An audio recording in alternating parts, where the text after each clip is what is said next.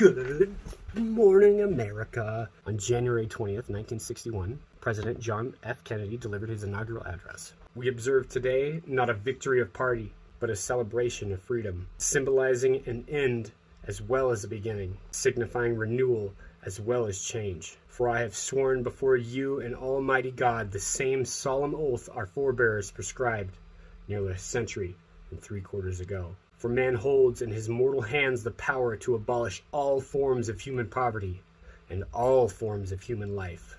And yet the same revolutionary beliefs for which our forebears fought are still at issue around the globe. The belief that the rights of man come not from the generosity of the state, but from the hand of God. We dare not forget today that we are the heirs of that first revolution. Let the word go forth from this time and place to friend and foe alike that the torch has been passed to a new generation of Americans, born in this century, tempered by war, disciplined by a hard and bitter peace, proud of our ancient heritage, and unwilling to witness or permit the slow undoing of those human rights to which this nation has always been committed, and to which we are committed today at home and around the world. Let every nation know, whether it wishes us well or ill, that we shall pay any price, bear any burden, meet any hardship, support any friend, oppose any foe, to assure the survival and the success of liberty. This much we pledge to those old allies whose cultural and spiritual origins we share. We pledge the loyalty of faithful friends. United, there is little we cannot do in a host of cooperative ventures. Divided, there is little we can do, for we dare not meet a powerful challenge at odds and split asunder. To those new states whom we welcome to the ranks of the free, we pledge our word that one form of colonial control shall not have passed away merely to be replaced by a far more iron tyranny. We shall not always expect to find them supporting our view, but we shall always hope to find them strongly supporting their own freedom. To remember that in the past, those who foolishly sought power by riding the back of the tiger ended up inside. To those people in the huts and villages of half the globe struggling to break the bonds of mass misery, pledge our best efforts to help them help themselves for whatever period is required, not because the communists may be doing it, not because we seek their votes, but because it is right. If a free society cannot help the many who are poor, it cannot save the few who are rich. To our sister republics south of our border, we offer a special pledge to convert our good words into good deeds in a new alliance for progress, to assist free men and free governments in casting off the chains of poverty. But this peaceful revolution of hope cannot become the prey of hostile powers. Let all our neighbors know that we shall join with them to oppose aggression or subversion anywhere in the Americas.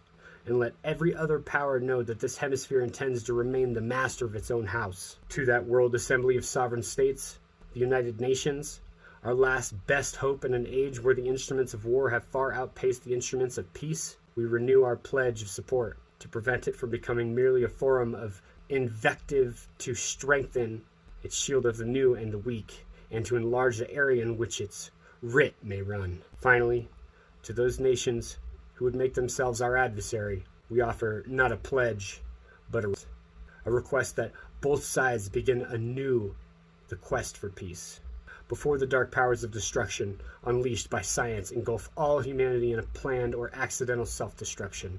And we dare not tempt them with weakness, for only when our arms are sufficient beyond doubt can we be certain beyond doubt that they will never be employed. But neither can two great and powerful groups of nations take comfort from our present course, both sides overburdened by the cost of modern weapons, both rightly alarmed by the steady spread of the deadly atom, yet both racing to the altar, that uncertain balance of terror that stays the hand of mankind's final war, the last one. So, let us begin anew, remembering on both sides that civility is not a sign of weakness, and sincerity is always subject to proof.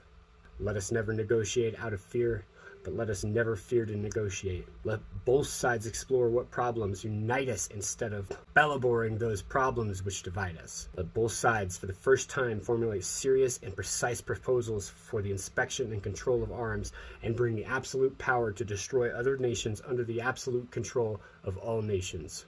Let both sides seek to invoke the wonders of science instead of its terrors. Let both sides join in creating a new endeavor, not a new balance of power, but a new world of law, where the strong are just and the weak secure and the peace preserved. All this will not be finished in the first 100 days, nor will it be finished in the first 1,000 days, nor in the life of this administration. Your hands, my fellow citizens, more than mine, will rest the final success or failure of our course. Since this country was founded, each generation of Americans have been summoned to give testimony to its national loyalty in the graves of young Americans who answered through the call and the call of service around the globe. Now the trumpet summons us again, not as a call to bear arms, though arms we need, not as a call to battle, though embattled we are, but a call to bear the burden of a long twilight struggle, year in and year out, rejoicing in hope, patient in tribulation, a struggle against the common enemies of man, tyranny, poverty, disease, and war itself. Can we forge against these enemies a grand and global alliance, north and south, east and west, that can assure a more fruitful life for all of mankind? Will you join in that historic effort? In the long history of the world, only a few generations have been granted the role of defending freedom, and only a select few blessed with the role of defending freedom in its hour of maximum danger. I do not shrink from this responsibility. I welcome it. I do not believe that any of us would exchange places with any other people or any other generation. The energy, the faith, the devotion which we bring to this endeavor will light our country and all who serve it. And the glow from that fire can truly light the world. And so, my fellow Americans, ask not what your country can do for you. Ask what you can do for your country.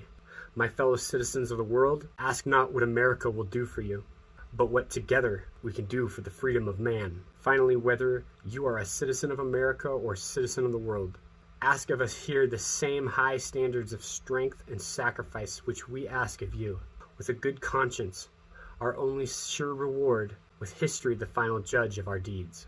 Let us go forth to lead the land we love, asking his blessings and his help, but knowing that here on earth, God's work must truly be our own. Man, fucking killed it. I think it did a good job balancing. Love your freedom, but realize there's a responsibility that's, freedom and responsibility are a pair. Because if you have no responsibility, it's gone, right? As an American, we've always taken responsibility. So you accept the most responsibility, you get the most freedom, right? And what do you get when you get those together and you hold them? Discipline, responsibility, and House of Freedom. JFK, dude, sure don't seem to make them like that anymore. Anyways, don't forget the old ones. Make sure that you read this shit. Fucking JFK.